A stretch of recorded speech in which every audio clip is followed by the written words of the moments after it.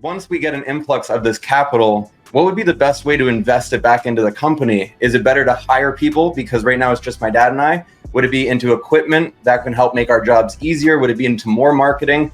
Also, for background, I left my job. Let me answer that question real quick. Yes. All three.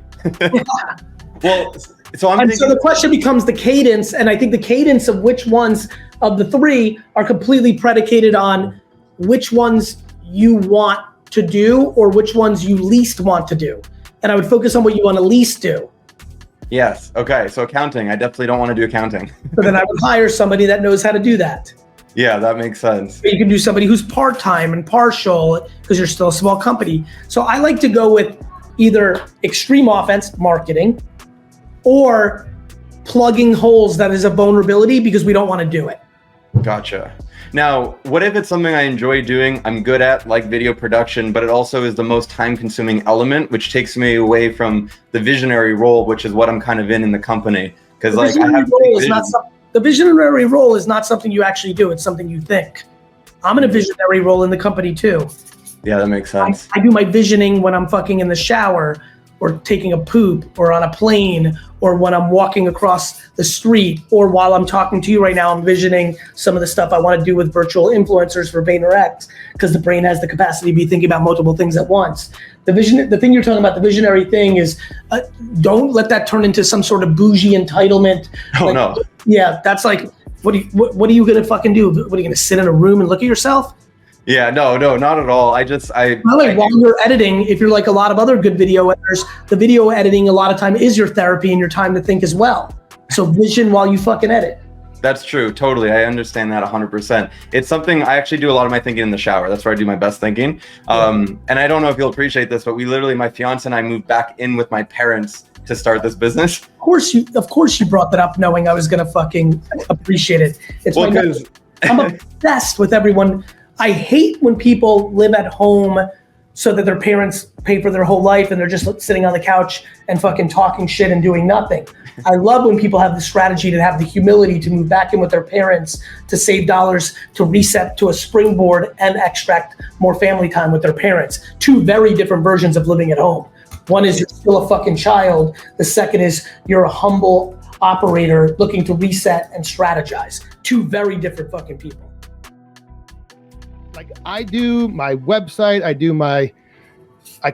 edit my videos, I create my videos, I film myself, I do all my social media stuff. And I'm just wondering, like, is there a point where I should, look at outsourcing something like to a team? Like, am I hurting myself by trying to do too much? Potentially.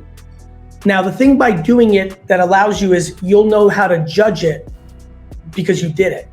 Most people hurt themselves by outsourcing too soon. So that's number one. So good news. I love that you're doing it because you know how to do everything. You know why I was unstoppable at running a liquor store? Because I did everything. Right. At 14, I did the ice and I stocked the shelves and I closed the store. Like I knew how to do everything. Like, do you know why VaynerMedia is a really interesting company? Because I'm the only CEO in advertising at this kind of scale that actually does the work that the company does. All the people we compete with are ivory tower, holding company, accountants and bankers. They're not practitioners. So you've been a practitioner of everything, which is huge, which is gonna allow you to be able to build, which is huge. And when I say build, it means when you hire someone to do things, which you will if you keep growing, you'll be able to know if they're good and you need to promote them or if they're bad and you need to fire them because you've done it. The amount of people that outsource social media to people and have no idea if it's going well or not is more than most. Can you afford to hire someone? Well, no, I mean, that's the other downside of it. If like that, I'm aware it would require, giving up some revenue that I am making in social media. So that's called investing into your business. Yes, and that's how I look at it. The cliche mistake that most people make, and I can tell you're not fully there. You're on the right side of this, but Dan, do you know how many fucking people's businesses never grow because they need the money that's coming from the business for their lifestyle and they don't put the money back in the business? Yeah, I can imagine quite a few. Right, and then something happens and they didn't have any money in the business and they're completely out of business. Yeah. All because they needed a new BMW. Right. Yeah. Right? So, I think the other thing for you to think about, brother, is it sounds like you can afford something, and I think you should do it just to taste it, because the answer is nobody knows. Right. Yeah. Like right now, I'm like trying to work on like packaging design, for my shipping boxes and trying to, Well, let me ask you a question, because I didn't view it as complaining. Are you enjoying all of it, or what parts? Yes. Are you hating any of it? No. I'd keep doing it longer. I just feel like I might be hurting myself because I am doing so much. No, you're saying I might be leaving some money on the table. Possibly, yes. Because if you said that you love something, and I saw this way you said it, I believe you. How can you be hurting yourself if you're loving everything you're doing? You're talking financially.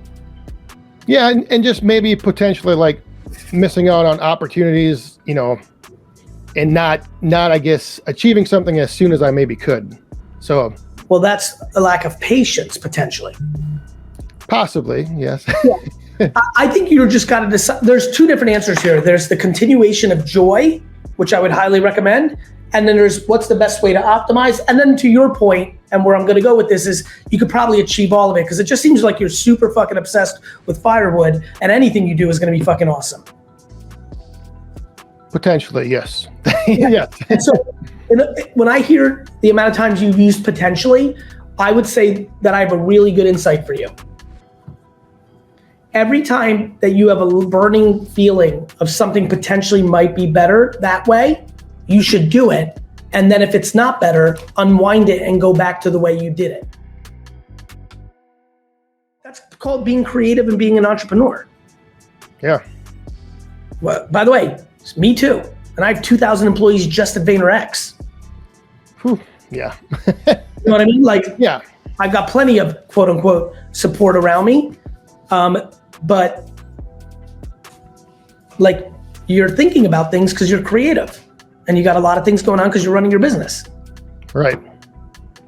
And just real quick on your, the insecurity thing. Yes, sir. Like the one thing that's what I'm not afraid to admit, I have small wood. Good way to set this out. Love you, Dan. Good stuff. And also on my Friday night live streams, like anytime somebody gives a super chat, I have a little gimmick hooked up where like drops a coin in the cup and we all take a drink. We raise our cups, and we can raise wine glasses if you're ever interested. Send it over, brother. I would love to. I want to know everything about your mini wood.